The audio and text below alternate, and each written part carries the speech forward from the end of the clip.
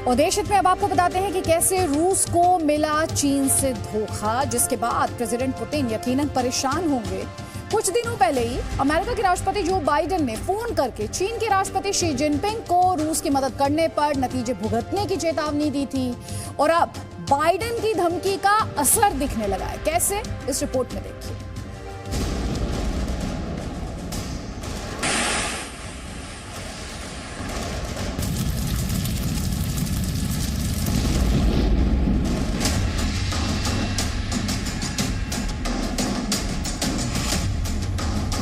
Ukraine पर रूस के हमले के बीच जिस तरह से चीन ने सुरक्षा परिषद में रूस की तरफदारी की, लगा था जिनपिंग पुतिन से अपनी दोस्ती निभाएंगे।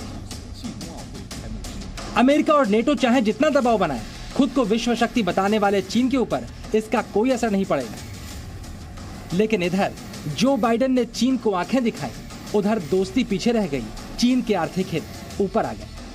हम आपको बताएंगे किस तरह चीन ने रूस को धोखा दिया, लेकिन पहले समझिए आखिरकार क्यों चीन को रूस हित से किनारा करना पड़ा।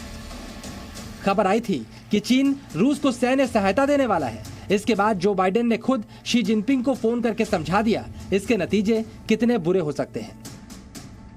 China understands that its economic future is much more closely tied to the West than it is to Russia, and so I'm hopeful that he और इसके बाद रूस के साथ दोस्ती की पींगे बढ़ाने वाला चीन बदल गया।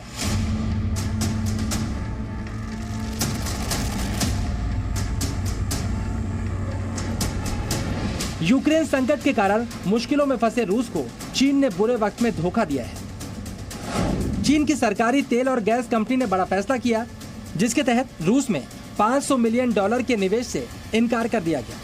रूस की कंपनी ने पश्चिमी प्रतिबंधों से बचने के लिए निवेश नहीं करने का फैसला किया है। चीन की कंपनी को रूस की पेट्रोकेमिकल कंपनी सिबुर में निवेश करना था। सिबुर के बोर्ड सदस्य गेनेडी टिमचेंको पुतिन के काफी करीबी हैं और पश्चिमी देशों ने गेनेडी पर प्रतिबंध लगा दिया है।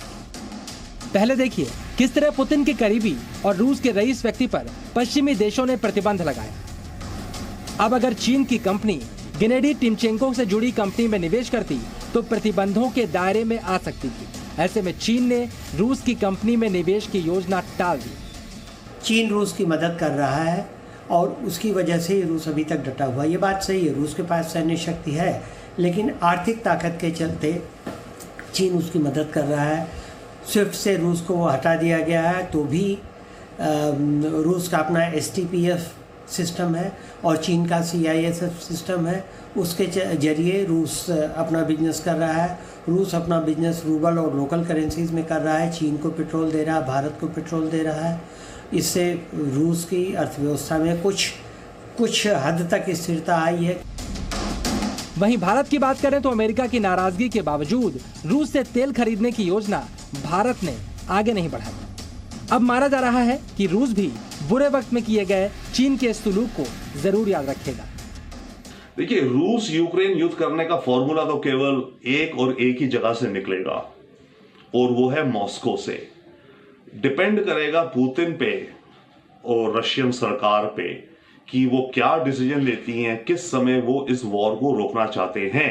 जब उन्हें लगेगा कि हम एक हालात पे पहुंच गए हैं और यूक्रेन को गिव अप करना पड़ेगा। अब जैसे ज़ेलेंस्की ऑलरेडी कह रहे हैं कि वो न्यूट्रलिटी के एग्रीड है, बट न्यूट्रलिटी के अलावा और भी कंडीशंस हैं रशिया की जो कि वो मानेंगे या नहीं मानेंगे, और जब तक वो नहीं मानी जाएंगी रशिया एक ग्राइंडर की तरह अपनी वॉर चलाता रहेगा, चाहे कभी थोड़ा कम, कभी थोड़ा तेज, कभी किसी रीजन पे ज्यादा फोकस, कभी किसी दूसरी तरफ फोकस, बट रशिया ये वॉर कायम रखेगा अपने अंजाम तक।